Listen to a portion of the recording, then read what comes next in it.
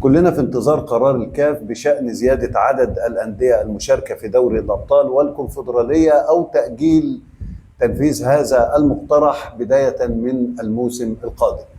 الناس اللي متابعيني لو يفتكروا من حوالي شهر ونص قلت إن عندي معلومة مؤكدة من داخل الكاف إن الرعاة بيضغطوا على المسؤولين لإشراك النادي الأهلي في دوري الأبطال لما له من مزايا معروفة للجميع.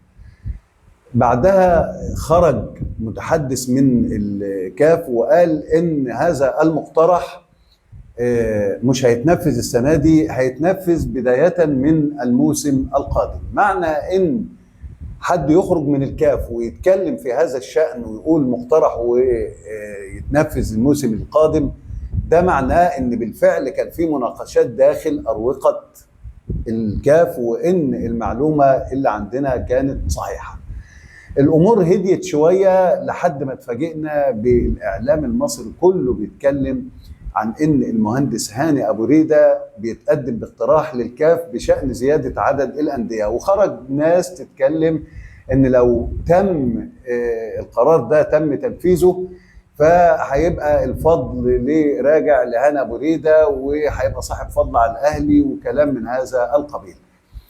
الحقيقه ان يقيني وعقيدتي ان هاني ابو ريده لا يمكن يتدخل في حاجه زي كده الا لاي اعتبارات اخرها النادي الاهلي، ملهاش علاقه بالنادي الاهلي. ممكن عشان يحل اشكاليه مين اللي يشارك، زد وسيراميكا، عشان المصري يشارك في البطوله، في تربطات داخل الاتحاد واتفاقيات، فيه ضغط من الرعاه.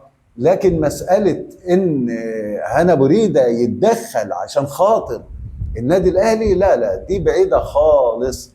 هتقول لي طب وإيه دليلك على كده؟ هقول له وأنت إيه دليلك إن واحد زي هاني أبو ريدة اللي كان موجود في المكتب التنفيذي للكاف والفيفا سنة 2022 ولم يتدخل في مشكلة الأهلي بشأن الخطاب اللي أخفوه عن النادي الأهلي وتسبب في خسارة النادي الأهلي لدوري الأبطال في هذا الموسم. هاني أبو ريدة كان رئيس اتحاد الكورة وقت مشكلة انسحاب الأهلي من مباراة الزمالك أو عدم خوض المباراة بسبب عدم التزام الاتحاد المصري بتعيين حكام أجانب. هاني أبو ريدة ما يعملش حاجة لمصلحة الأهلي أبدا. هاني أبو ريدة معروف إن انتمائه الأول للمصري والزمالك. هتقول لي طب تفرق معاك ايه؟ هقول لك تفرق ان ما احبش ان حد يبان ان له فضل على النادي الاهلي بغير الحقيقه. هذا هو كل ما في الموضوع. شكرا لحضرتك.